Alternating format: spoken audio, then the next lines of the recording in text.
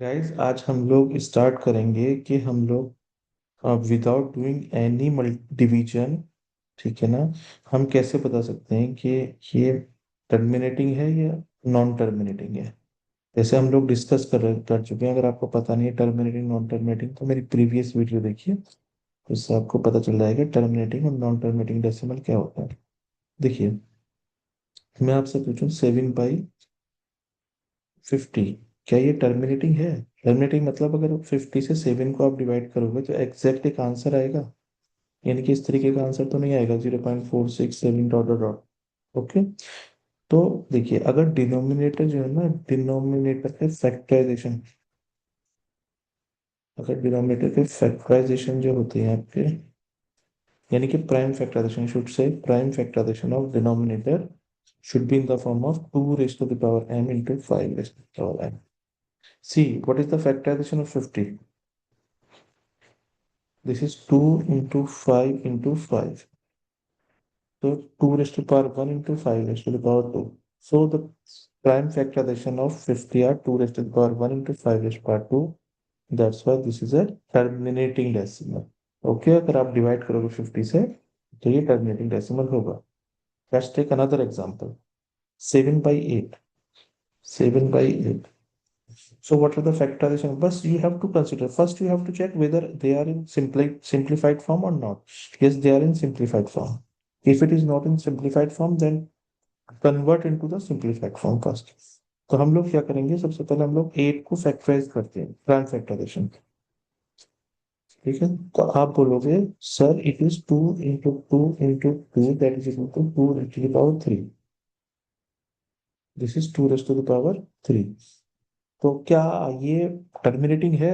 आप बोलोगे नहीं सर, आपने बताया था वही नंबर टर्मिनेटिंग होंगे जो 2 raised to the power m into 5 पर m की फॉर्म में होंगे। बट अगर मैं बोलूं आपसे कि मैं इसे लिख सकता हूँ 5 raised to the power 0, तो ये भी तो सही है ना, क्योंकि हर नंबर से 1 की मल्टीप्लाई होती है और 1 को 5 एनीथिंग रेस्ट पर 0 1 होता है। तो हम काम चला सकते हैं, ठीक है ना। तो इसका मतलब ये टर्मिनेटिंग है। ओके, समझे। यहाँ पर m and n can be any whole number.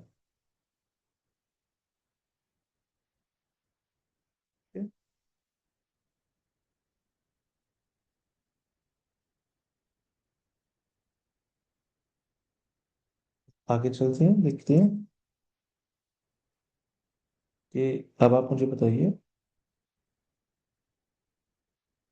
12/25। तो अगर आप 25 को फैक्टराइज अगर करते हो तो क्या हो जाएगा, ये 5 into 5 that is equal to 5 square. बताइए ये टर्मिनेटिंग है या नहीं। आपको सर फिर 2 है ही नहीं, कुछ 2 और 5 होने चाहिए, फिर मैं बोलूंगा कि इसे बेटा 2 पर 0 लिख सकते हैं। तो ये भी टर्मिनेटिंग। ओके। तो आपने क्या जाना यहाँ से, अगर डिनोमिनेटर में ईदर 2 ओनली और 5 ओनली और बोथ 2 and 5, तो ये जो फ्रैक्शन होगी ये टर्मिनेटिंग डेसिमल मिलेगी इसमें, ठीक है ना। जैसे अब मैं आपसे बोलता हूँ कि बताइए 7/75 इज दिस टर्मिनेटिंग और नॉट। तो आप फैक्टराइज करो 7, sorry 3 into 5 into 5, as you can see कि 3 raised to the power 1 into 5 raised to the power 2, this is not terminating. Even आप लिख सकते हो यहाँ पर 2 0 आप बोलो, बट ये 3 जो आ रहा है ना, ये गड़बड़ कर रहा है। इस वजह से ये आपका टर्मिनेटिंग डेसिमल नहीं होगा, आप समझे। या तो सिर्फ 2 ही होना चाहिए या 5, या 2 और 5 दोनों, उसके अलावा कुछ नहीं होना चाहिए। देखो, हम आपको एक बहुत अच्छा क्वेश्चन देता हूँ, आप लोग कंफ्यूज हो जाओगे। जैसे 75, ठीक है ना, ये बहुत चैलेंजिंग क्वेश्चन है, बहुत आता है पेपर में। तो अगर आप 75 को फैक्टराइज करो यहाँ पर, तो 75 के फैक्टराइजेशन होंगे अगेन 3 into 5 into 5। आप बोलोगे 3 पर 1 into 5 पर 2, sir this is also not terminating. But आप यहाँ पर एक मिस्टेक कर रहे हो, मैंने आपको पहले बताया था, इसे सिंप्लीफाइड करो, पहले सिंप्लीफिकेशन करो उनकी। तो 3 4 जा 3 25। ओके। नाउ हम यहाँ पर 25 को फैक्टराइज करेंगे, ना कि हम 75। तो this is 5 square, only 5 square. मैंने आपसे बताया था, तो 5 स्क्वायर 5 हो या 2 हो, तो दिस इज टर्मिनेटिंग, क्योंकि हम 2 पर 0 ले सकते हैं।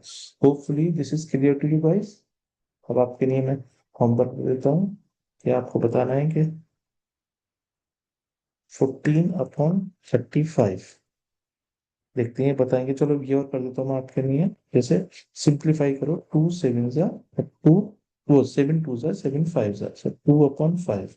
और the prime factorization of 5 is 5 only, or we can write 2 raised to power 0, so this is terminating। Okay बच्चा, समझ में आ गया होगा होपफुली। तो अब आप होमवर्क नोट कर लीजिए।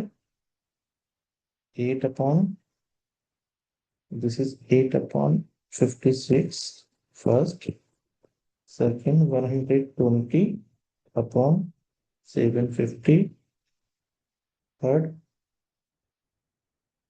95 upon 1140। This is your homework. Hope you like the video. If you like the video, then do subscribe and like, share. Thank you.